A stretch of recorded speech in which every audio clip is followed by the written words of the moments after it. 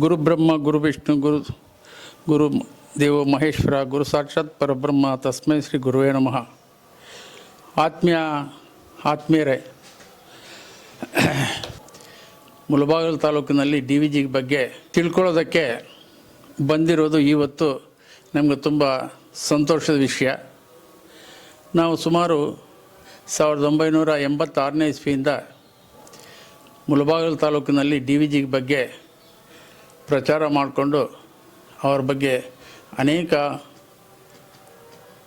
ವ್ಯಾಖ್ಯಾನಗಳ ಮೂಲಕ ನಾವು ಹೋರಾಟ ಮಾಡಿಕೊಂಡು ಬರ್ತಾಯಿದ್ದೀವಿ.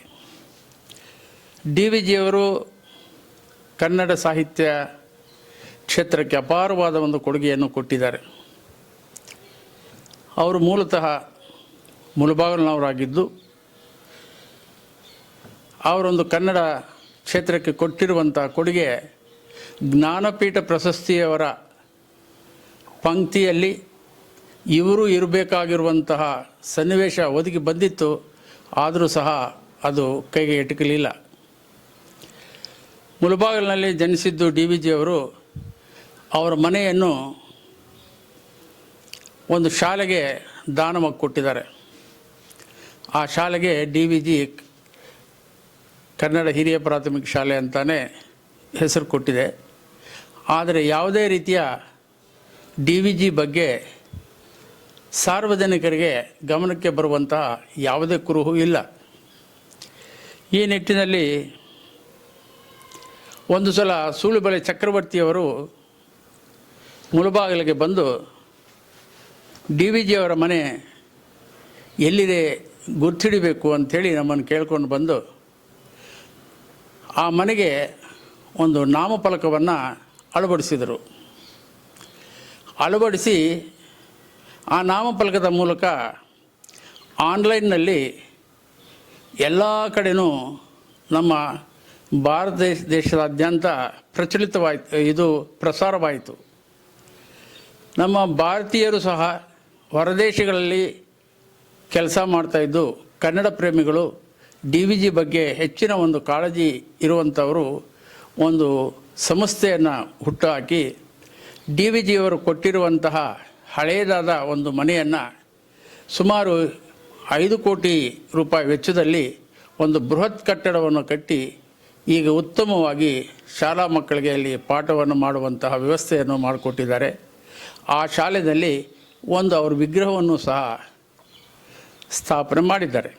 ಇದು ಬಿಟ್ಟರೆ ಬೇರೆ ಎಲ್ಲೂ ಸಹ ಪಬ್ಲಿಕ್ನಲ್ಲಿ ಸಾರ್ವಜನಿಕರಿಗೆ DVGಯರ ಬಗ್ಗೆ ತಿಳ್ಕೊಳ್ಳೋದಕ್ಕೆ ಗುರ್ತಿಡಿಯೋದಕ್ಕೆ ಏನು ಕುರುಹು ಇಲ್ಲ. ಇಂಡಿಯಾ ನ್ಯೂಸ್ ಕನ್ನಡ ಚಾನಲ್ನವರು ಬಂದು ನಮಗೆ ಕೇಳ್ತಾ ಇರೋ ತುಂಬ ಸಂತಸ ವಿಷಯ. ಇವರಾದರೂ ಇನ್ನು ರಾಜ್ಯ ಮಟ್ಟದಲ್ಲಿ ಇದರ ಹೋರಾಟವನ್ನು ಮಾಡಿ ನಮಗೆ DVG ವೃತ್ತದಲ್ಲೇ DV ಗುಂಡಪ್ಪನವರ ಪ್ರತಿಭೆಯನ್ನು ಅನಾವರಣ ಮಾಡಿಕೊಡಲು ಅನುವು ಮಾಡಿಕೊಡ್ಬೇಕು. ಅವರೊಂದಿಗೆ ನಾವು ಸತತವಾಗಿದ್ದೀವಿ. ಮುಳಬಾಗಿಲಿನ ಎಲ್ಲ ಸಾರ್ವಜನಿಕ ಮಿತ್ರರು, ಎಲ್ಲ ಕನ್ನಡ ಅಭಿಮಾನಿಗಳು ಇದಕ್ಕೆ ಪ್ರೋತ್ಸಾಹ ನೀಡ್ತಾ ಇದ್ದಾರೆ. DVGಯವರು ಕನ್ನಡ ಸಾಹಿತ್ಯ ಕ್ಷೇತ್ರಕ್ಕೆ ಅಪಾರವಾದ ಒಂದು ಕೊಡುಗೆಯನ್ನು ಕೊಟ್ಟಿದ್ದಾರೆ. ಅವರು ಮೂಲತಃ ಮುಳಬಾಗಿಲಿನವರಾಗಿದ್ದು 1974ನೇ ಇಸ್ವಿನಲ್ಲೇ ಮುನ್ಸಿಪಲ್ ಆಫೀಸ್ನವರು DVG ವೃತ್ತ ಅಂತ ಹೇಳಿ ಹೆಸರು ಮಾಡಿದ್ದಾರೆ. ಆ ವೃತ್ತದಲ್ಲೇ ನಮಗೆ DVG ಪ್ರತಿಮೆ ಆಗಬೇಕು ಅನ್ನೋದು ನಮ್ಮ ಕಳಕಳಿಯ ಮನವಿ.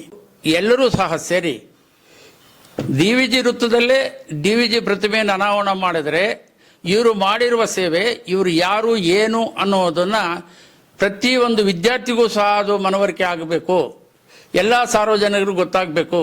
ಬೇರೆ ದೇಶದಿಂದ ಬೇರೆ ಕಡೆಯಿಂದ ಬಂದವರಿಗೆಲ್ಲರಿಗೂ ಇವರು DVGಯವರು ಕನ್ನಡ ಕ್ಷೇತ್ರಕ್ಕೆ ಅಪಾರವಾದ ಒಂದು ಕೊಡುಗೆಯನ್ನು ಕೊಟ್ಟಿದ್ದಾರೆ ಅಂತ ಮನವರಿಕೆ ಆಗಬೇಕಾದ್ರೆ DVG ವೃತ್ತದಲ್ಲೇ DVGಯವರ ಪ್ರತಿಮೆ ಅನಾವರಣ ಮಾಡಲೇಬೇಕು ಅಂಥೇಳಿ ನಿಮ್ಮಲ್ಲಿ ಮತ್ತು ಸಾರ್ವಜನಿಕ ಮಿತ್ರರಲ್ಲಿ, ಕನ್ನಡ ಅಭಿಮಾನಿಗಳಲ್ಲಿ ಮತ್ತು ರಾಜ್ಯ ಮಟ್ಟದಲ್ಲಿರುವಂತಹ ನಮ್ಮ ಎಲ್ಲ ಕನ್ನಡ ಪರ ಹೋರಾಟಗಾರರು ಮತ್ತು ಕನ್ನಡ ರಕ್ಷಣಾ ವೇದಿಕೆಯವರು ಮತ್ತು ನಮ್ಮ ಮಾನ್ಯ ಮುಖ್ಯಮಂತ್ರಿಗಳಲ್ಲೂ ಸಹ ನಾನು ಮನವಿ ಮಾಡಿಕೊಳ್ತೀನಿ. ಮತ್ತು ಶಾಸಕ ಮಿತ್ರರು ಮತ್ತು MP ಅವರು ಮತ್ತು ರಾಜಕೀಯ ವ್ಯಕ್ತಿಗಳು ಎಲ್ಲರೂ ಸಹ ಸೇರಿ DVG ವೃತ್ತದಲ್ಲೇ DVG ಪ್ರತಿಮೆಯನ್ನು ಅನಾವರಣ ಮಾಡಿದರೆ ಇವರು ಮಾಡಿರುವ ಸೇವೆ ಇವರು ಯಾರು ಏನು ಅನ್ನೋದನ್ನು ಪ್ರತಿಯೊಂದು ವಿದ್ಯಾರ್ಥಿಗೂ ಸಹ ಅದು ಮನವರಿಕೆ ಆಗಬೇಕು, ಎಲ್ಲ ಸಾರ್ವಜನಿಕರಿಗೂ ಗೊತ್ತಾಗಬೇಕು. ಬೇರೆ ದೇಶದಿಂದ ಬೇರೆ ಕಡೆಯಿಂದ ಬಂದವರಿಗೆಲ್ಲರಿಗೂ ಇವರು DVG ಅವರು ಕನ್ನಡ ಕ್ಷೇತ್ರಕ್ಕೆ ಅಪಾರವಾದ ಒಂದು ಕೊಡುಗೆಯನ್ನು ಕೊಟ್ಟಿದ್ದಾರೆ ಅಂತ ಮನವರಿಕೆ ಆಗಬೇಕಾದ್ರೆ DVG ವೃತ್ತದಲ್ಲೇ DVG ಅವರ ಪ್ರತಿಮೆ ಅನಾವರಣ ಮಾಡಲೇಬೇಕು ಅಂಥೇಳಿ ನಿಮ್ಮಲ್ಲಿ 73 ವರ್ಷ ವಯಸ್ಸಾಗಿದೆ.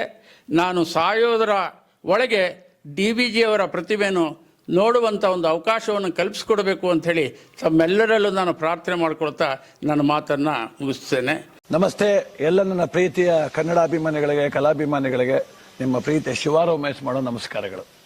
ಕೋಲಾರದ ಸಮಸ್ತ ಬಂಧುಗಳು, ಕರ್ನಾಟಕದ ಎಲ್ಲ ಕಲಾಭಿಮಾನಿಗಳು, ಕನ್ನಡಾಭಿಮಾನಿಗಳು ಈ ಐಡಿಯಾ ನ್ಯೂಸ್ ಚಾನಲ್ನ ಸಬ್ಸ್ಕ್ರೈಬ್ ಮಾಡ್ಕೊಳ್ಳಿ, ಬೆಂಬಲಿಸಿ, ಆಶೀರ್ವದಿಸಿ, ಆನಂದಿಸಿ, ವಿವೇಚಿಸಿ, ವಿಚಾರಿಸಿ.